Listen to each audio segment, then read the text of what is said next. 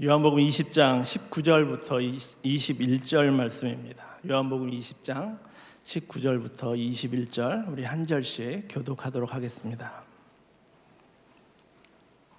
이날 곧 안식 후 첫날 저녁 때에 제자들이 유대인들을 두려워하여 모인 곳에 문들을 닫았더니 예수께서 오사 가운데 서서 이르시되 너희에게 평강이 있을지어다. 이 말씀을 하시고 손과 옆구리를 보이시니 제자들이 주를 보고 기뻐하더라. 같이 읽습니다. 예수께서 또 이르시되 너희에게 평강이 있을지어다. 아버지께서 나를 보내신 것 같이 나도 너희를 보내노라. 아멘. 아버지께서 나를 보내신 것 같이 나도 너희를 보내노라. 2023년 해외 단기 선교 파송 예배에 오신 모든 분들 주님의 이름으로 환영하고 축복합니다. 특별히 이 앞자리에 오신 우리 단기 선교 참가자 여러분들, 또 기도 후원자 여러분들, 또 선교를 위해서 항상 관심을 가지고 기도해 주신 모든 분들 다시 한번 주님의 이름으로 환영하고 축복합니다.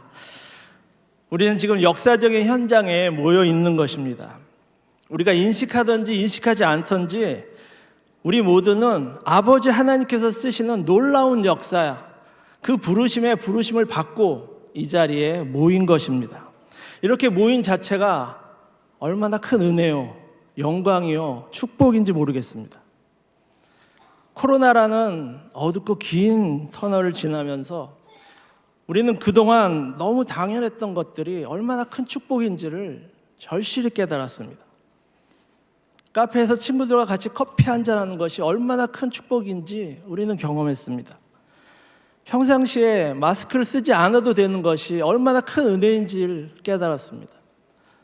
그리고 이렇게 대면 예배로 하나님 앞에 예배 드린다는 것이 얼마나 큰 영광이요, 축복인지, 특권인지 우리는 알게 되었습니다. 이처럼 코로나가 언제 끝날지도 모르는 이런 상황 속에서 선교 현장으로 우리가 단기 선교를 떠난다는 것, 엄두를 낼 수 없는 그런 일이었습니다. 그러나 하나님께서 문을 열어주신 것입니다. 이번에 우리 교회는 우리가 보셨듯이 16개국에 25개 팀이 약 400명의 성도님들이 참가하시고 또 그분들 위해서 뒤에서 기도하는 기도 후원자분들이 800여 분 계시고 그래서 전체적으로 1200여 분이 직접 이 단기 선교에 헌신하신 것입니다. 큰 축복이고 은혜가 아닐 수 없습니다. 얼마 전에 한 선교단체 대표님과 이게 통화를 하는데 우리 교회가 이 정도 이렇게 떠난다고 하니까 놀라시면서 호산나 교회가 선교의 진심인 줄 알았는데 이 정도일 줄 몰랐다고 이렇게 말씀하시더라고요. 제 어깨가 막 으쓱해지더라고요. 여러분, 우리가 호산나 교회 교인이라는 것, 교만하지 않는 선에서 자부심을 가져도 좋을 것입니다. 그런 마음을 가지고 우리가 앞뒤 좌우에 있는 분들에게 한번 이렇게 인사했으면 좋겠습니다. 복 많이 받으셨습니다. 자부심을 가지십시다.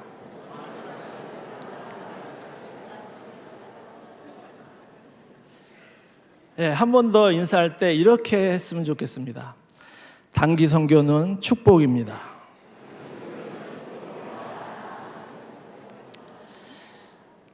여러분, 단기 선교는 축복 중에 축복입니다. 그 이유 두 가지를 오늘 같이 나누려고 합니다.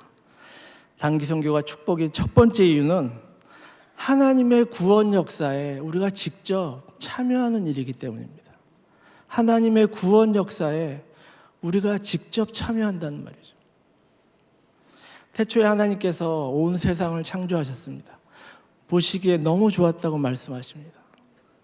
그런데 하나님의 형상대로 지은 그 사람 아담과 하와가 하나님의 말씀에 불순종하고 죄를 범했습니다. 그래서 온 세상이 저주를 받고 사망 권세 아래서 타락하게 된 것입니다.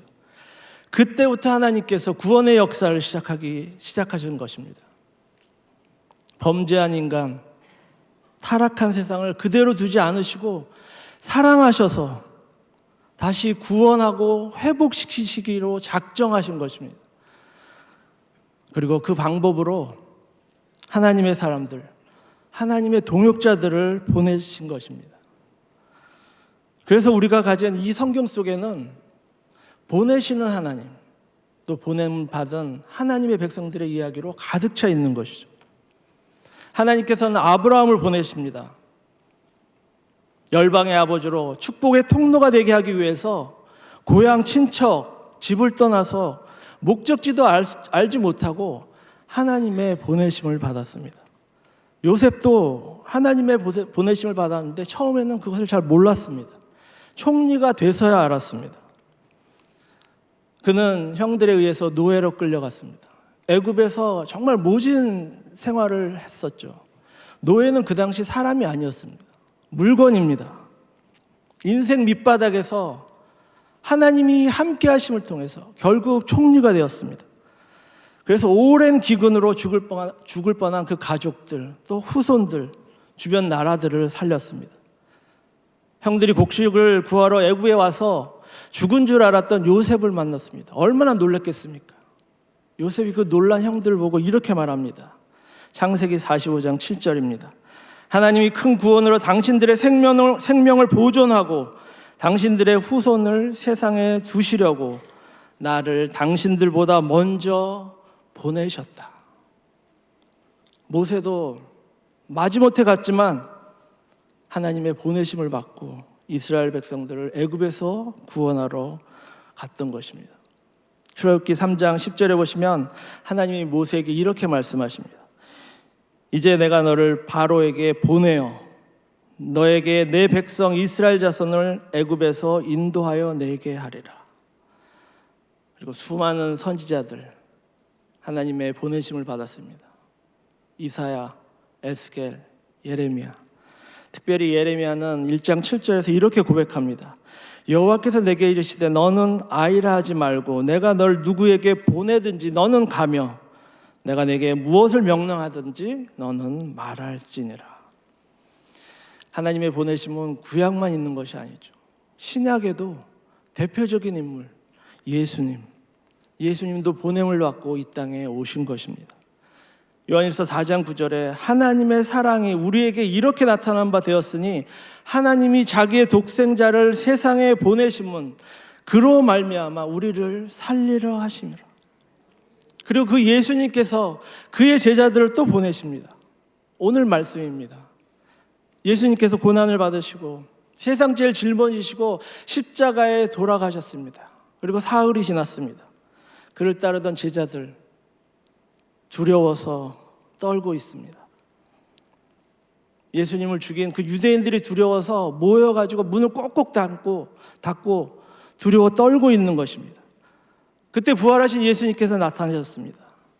그리고 말씀하십니다. 너희에게 평강이 있을지어다. 이제는 두려워하지 말라는 것이죠. 죄와 사망에서 구원했으니 그것을 믿고 평강을 누리라는 말씀입니다. 그리고 그 증거로 손과 옆구리를 보여주셨습니다. 그제서야 제자들이 기뻐했다 이렇게 기록되어 있습니다. 요한복음 20장 21절 말씀 우리 다 같이 한번 다시 읽겠습니다. 시작. 예수께서 또 이르시되 너에게 평강이 있을지어다. 아버지께서 나를 보내신 것 같이 나도 너희를 보내노라. 보냄을 받은 예수님께서 그의 제자들을 또 보내십니다. 계속해서 하나님은 바울을 보내시고 디모데를 보내시고 디도를 보내시고 수많은 하나님의 동역자들을 보내십니다. 그리고 그 구원의 역사를 지금 이 순간까지 쓰고 계신 것입니다. 그리고 영광스럽게도 하나님의 그 전 세계 구원 프로젝트에 우리가 부르심을 받은 것입니다. 우리가 동참하게 된 것입니다. 예수님께서 오신 지 2000년이 지났는데 지금 이 순간에도 그 구원의 손길을 기다리는 사람들이 얼마나 많은지 모릅니다. 선교단체마다 통계가 약간씩 다르지만 전 세계 인구의 약 40%가 아직도 예수 그리스도의 이름을 듣지 못했다고 합니다. 당연히 성경도 없죠. 복음을 들은 적이 없는 미전도 종족이라는 것입니다. 이들을 구원하기 위해서 하나님께서는 여전히 하나님의 사람들을 보내고 계십니다. 이 역사에 우리도 저같이 부족한 자도 단기 선교를 통해서 동참하게 된 것입니다. 이것이 축복이 아니고 무엇이겠습니까? 성도 여러분, 하나님의 자녀는 하나님의 구원 역사에 참여해야 하는 것이죠. 하나님의 자녀가 하나님의 구원 역사에 참여하는 것보다 더 중요하고 더 큰 일이 어디에 있겠습니까?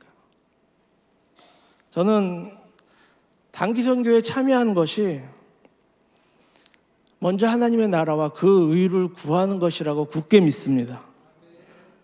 마태복음 6장에서 주께서 우리들에게 목숨을 위하여 무엇을 먹을까, 무엇을 마실까 염려하지 말라고 말씀하시면서 새들을 먹이시고 풀들을 입히시는 그 하나님께서 우리의 필요를 아시고 채우지 않으시겠느냐, 이렇게 말씀하십니다. 마태복음 6장 31절 말씀 우리 다 같이 한번 읽길 원합니다. 시작. 그러므로 염려하여 이르기를 무엇을 먹을까, 무엇을 마실까, 무엇을 입을까 하지 말라. 이는 다 이방인들이 구하는 것이라. 너희 하나님 아버지께서 이 모든 것이 너희에게 있어야 할 줄을 아시느니라. 그런즉 너희는 먼저 그의 나라와 그의 의를 구하라. 그리하면 이 모든 것을 너희에게 더하시리라. 단기 선교에 참여하는 분들 중에 시간이 남아서 참가하는 분은 한 분도 없으실 것입니다. 돈이 남아서 할 일이 없어서 참여하시는 분 한 분도 없으실 것입니다. 오히려 그 반대로 여러분들이 이 단기 선교에 참여하기 위해서 하나님의 나라와 그 의를 구하기 위해서 희생한 것들이 많은 것을 알고 있습니다. 이번에 단기 선교 팀 중에 어떤 팀은 도저히 떠날 형편이 안 됐는데 떠난다고 하십니다. 하시던 일이 안 돼서 대출을 더 받아야 하고 이자가 점점 늘어나고 있습니다. 직업 환경을 바꾸기 위해서 신경 써야 할 부분이 너무 많아서 다른 데 쓸 시간이 없습니다. 거기다가 단기 선교 경험이 한 번도 없습니다. 팀원이 다 모여지지도 않았습니다. 선교지는 멀고 환경은 열악합니다. 풍토병에 걸리기 쉬운 그런 환경입니다. 이 상황을 제가 지켜보면서 그분에게 다음 기회에 가시는 것이 어떨까요? 라는 말이 여기까지 올라오는데 그것을 참고 참았습니다. 이 팀에는 가지 말아야 할 이유가 수십 가지였습니다. 그런데 그 팀은 단 한 가지 이유를 붙잡고 떠납니다. 그것은 아버지 하나님께서 보내시니까, 큰형님 예수님께서 오늘 말씀하신 대로 아버지가 나를 보내는 것 같이 나도 너희를 보내노라, 이 말씀에 순종해서 떠나는 것입니다.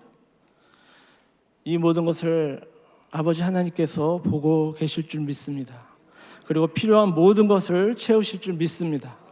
성도 여러분, 단기 선교는 축복입니다. 인간 타락 이후에 시작된 아버지 하나님의 구원 역사에 동참하는 축복인 것입니다. 그래서 하나님 나라의 의를 구하고 하나님 나라와 의를 구하는 축복 중에 축복인 것입니다. 단기 선교 참가자 여러분, 그리고 기도 후원자 여러분, 그리고 여기 계신 선교에 관심 있는 모든 주님의 백성 여러분, 이 축복의 수혜자가 되신 것을 감사하시기 바랍니다. 기뻐하시기 바랍니다. 그리고 우리 가운데 혹시 단기 선교를 갈까 말까 주저하는 분이 계시다면 결단하시고 이 축복을 누리시기를 주님의 이름으로 축원합니다. 단기 선교가 축복인 두 번째 이유는 이 축복은 한정판이기 때문입니다. 왜 웃으시는지 모르겠네요. Time Limited Ministry이기 때문입니다. 시간 제한이 있기 때문에 그렇습니다. 이번에 단기 선교에 참여하시는 분이 특별한 축복을 받은 이유는 이 축복의 기회가 날이면 날마다 오는 것이 아니기 때문에 그렇습니다. 타임 리밋, 시간 제한이 있는 그런 축복이라는 것이죠. 여러분, 주님이 곧 오십니다. 믿으십니까? 그런데 주님이 오시고 나서 우리 모두 새하늘과 새 땅에 가면 다시는 할 수 없는 것이 있습니다. 그것이 바로 선교입니다. 천국에서는 더 이상 선교는 필요 없습니다. 모두 믿는 자들이기 때문에 그렇습니다. 오직 이 땅에서만 선교가 필요한 것이죠. 그런데 여러분, 우리는 1초의 일도 알 수 없습니다. 주님이 언제 오실지도 모릅니다. 따라서 단기 선교가 내년에 또 있을 것이라고 장담할 수 있는 분 여기서 아무도 없습니다. 단기 선교가 이번이 마지막일 수도 있다는 것이죠. 다른 말로 이 단기 선교를 통해서 하나님으로부터 받을 그 축복의 마지막 기회일 수 있다는 것입니다. 왜냐하면 이 축복은 한정판이기 때문입니다. 여러분 잘 아시다시피 여러분이 웃으셨는데 물건 중에도 한정판은 아주 가치가 크죠. 여러분 혹시 이 가방이 어느 브랜드인지 아시나요? 눈빛이 달라지셨는데 이탈리아 보아리니 밀라넷이라는 브랜드입니다. 혹시 얼마쯤 된지 아실까요? 이 가방으로 말할 것 같으면 푸른 광택이 나는 악어 가죽으로 만들었습니다. 그리고 저기 화이트 골드로 만든 그 나비 모양의 장식이 10개가 있는데 그 중에 그 흰색으로 된 것은 다이아몬드가 박혀 있는 것입니다. 바다와 같이 푸른 빛이 도는 것, 저것은 사파이어가 박힌 거죠.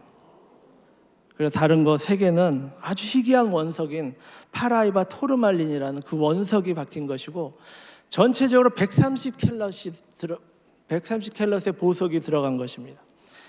저것을 만들려면 모두 수작업을 해야 되는데 저 한 개 만들기 위해서 6개월이 걸립니다. 그리고 딱 3개만 있는 한정판입니다. 여러분, 저 가격이 얼마일 것 같습니까? 79억 원입니다. 2년 전 가격이 79억 원. 지금은 얼마일지 모르겠습니다. 그때까지 세계에서 가장 비싼 핸드백이었습니다. 그런데 중요한 건 지금부터입니다. 여러분, 만약에 이 백을 제가 이곳에 놓고 먼저 간 사람이 임자라고 하면 어떻게 될까요? 여기가 지금 먼저 간 사람이 임자입니다. 아수라장이 될 것입니다. 그런데 여러분, 혹시 이 상황에서 이런 분 계실까요? 저것을 가져 말어 이렇게 고민하는 분 계실까요?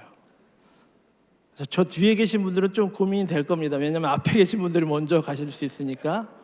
근데 여기 앞자리에 계신 분들 중에 아주 진지하게 기도하면서 하나님, 제가 저 가방을 가져가는 게 하나님의 뜻입니까? 하나님의 뜻이면 제 마음에 소망함을 허락해 주십시오. 그리고 여기까지 나올 수 있는 힘을 허락해 주십시오. 그러면 제가 이 가방을 가져가겠습니다. 이렇게 기도하는 분 계실까요? 아니요. 무조건 뛰어나오실 것입니다. 모든 장애물을 다 제치고 번개같이 이 자리에 오실 것입니다.